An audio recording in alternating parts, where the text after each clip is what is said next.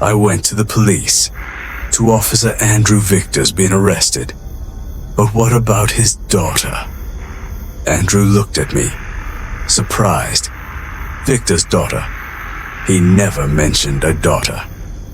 He immediately contacted the investigation team to search Victor's home again. I tagged along, telling Andrew everything Anna had told me. Omitting my insurance agent, Bruce. Andrew looked at me, conflicted. Diane, if you have money, you should go to a temple and pray. He clearly didn't believe me, but let me come along. The police searched Victor's apartment, but found nothing. The neighbors said they hadn't seen Lily since Anna's death. Maybe she'd been sent to the countryside. I didn't believe it. The day Kelly died, I'd seen Lily myself. Andrew frowned. Another ghost told you? He didn't believe in the supernatural, but his words made me realize Building 12 Lily was in Building 12. Kelly had said Victor would do anything for her. To get the insurance money, Victor couldn't let Lily go. He had to keep her until the payout was certain. Kelly, unhappy about this, had threatened him at the balcony. To appease her, Victor promised she'd never have to see Lily again.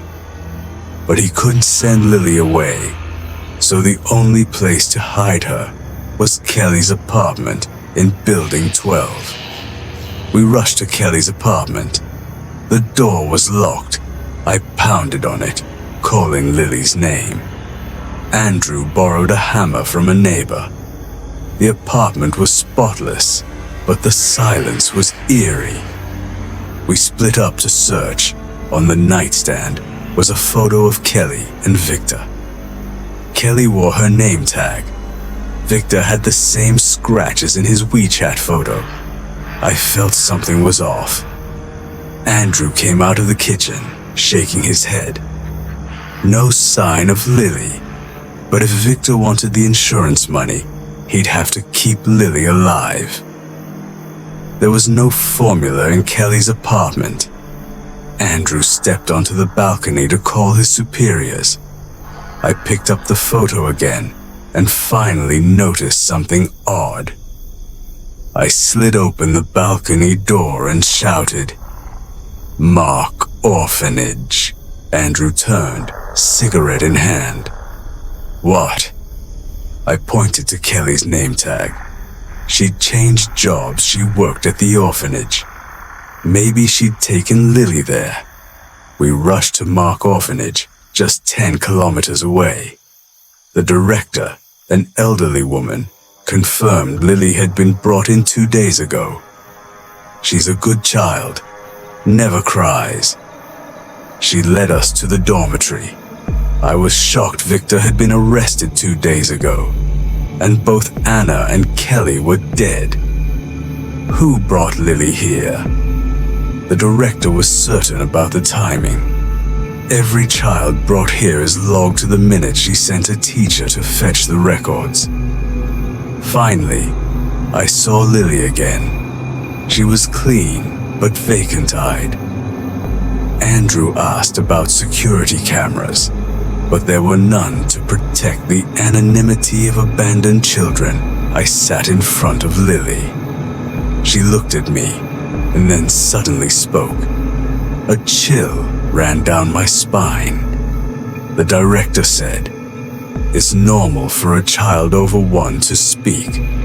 Maybe she mistook you for someone else, but Lily hadn't spoken since arriving." I wondered if Anna was still watching over me. The teacher confirmed Lily had been brought in 2 days ago. Andrew showed the director a photo of Kelly. The director hesitated, but the teacher recognized her as a new employee who often took time off to be with her boyfriend from the countryside. Andrew pressed for the boyfriend's name. The teacher remembered only that Kelly called him Kevin on the phone. Andrew requested Kelly's employment records. Her ID showed she was from a remote mountain village. Lily would stay at the orphanage for now. Andrew decided to interrogate Victor again, but I sensed things weren't so simple. Sure enough, Victor was released. Andrew slammed his hand on the table. Who let him go? Why? The autopsy ruled Kelly's death accidental, and Victor showed no signs of guilt. Andrew escorted me out. At least Lily won't have to stay at the orphanage. I clenched my fists. He's a murderer. He killed Anna. Andrew sighed. But there's no evidence. Diane. The dead can't speak, and their words can't be used as evidence. He was right. The only proof was Anna's shattered phone. I had to find. Each decided to wait for Victor to contact me. With Kelly dead, he wouldn't give up on the insurance money. Sure enough, he called that afternoon, anxious about the payout. I told him the policy wasn't active yet, buying time. He grew impatient, saying he was about to leave town. I asked when Anna would return, but he dodged the question, insisting Lily could sign I agreed, then called Andrew. We split up to watch the orphanage and the apartment. While waiting, I noticed a homeless man scavenging bottles, limping on his left leg. I grabbed a sports drink from my car and approached him. Kevin. He froze, but didn't turn around. I offered the drink.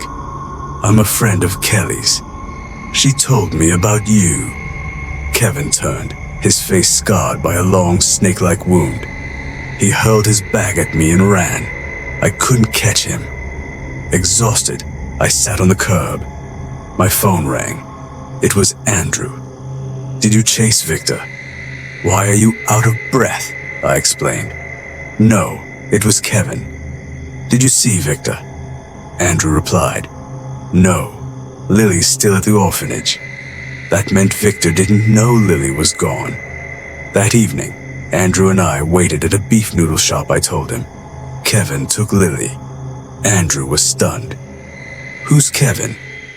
I explained he was Kelly's ex-boyfriend from the countryside. Andrew realized Kevin must have done something shady. I pointed out the special drink only sold at this shop, which I'd seen in Kevin's bag. Andrew smiled. Diane, you'd make a great cop. I scowled. Don't jinx me. Being a hearse driver is much more free. We waited until midnight. Finally, Kevin appeared, ordering noodles and a drink. I hid behind the vending machine, spotting Anna's cracked phone in his hand. I made a noise, and Kevin tried to flee, but Andrew blocked his way, flashing his badge. Kevin, you're coming with us. At the station, Andrew interrogated Kevin while I dozed off. When I woke, Andrew nodded. He confessed he took Lily, and the video's been recovered. At dawn, the police arrested Victor. According to Andrew, Kevin's real name was Kevin Liu. He'd come to the city looking for Kelly, his estranged wife. After seeing her with Victor, he tried to confront them, but Victor threatened him. Kelly claimed she was only with Victor because Kevin was poor. Feeling like a burden, Kevin planned to kill both himself and Kelly, but lost his nerve one night. Kelly drugged him and slashed his face with a knife. He fled, living as a vagrant, occasionally begging Kelly for money.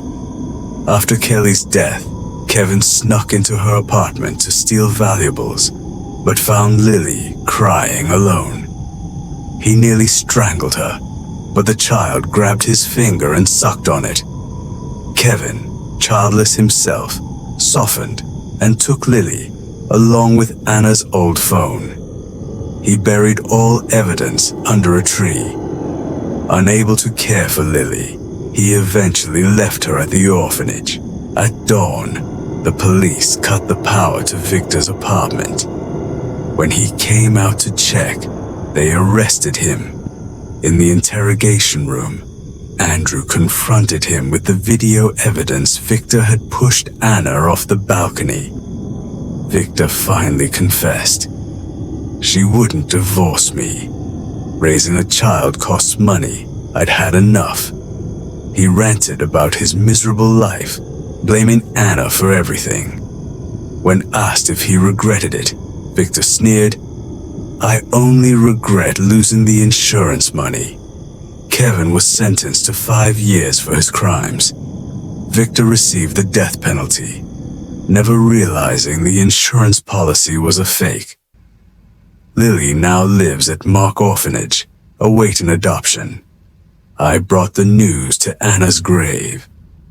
The wind rattled the hearse's windows. I thought to myself, maybe it's time to replace the paper seals on the glass.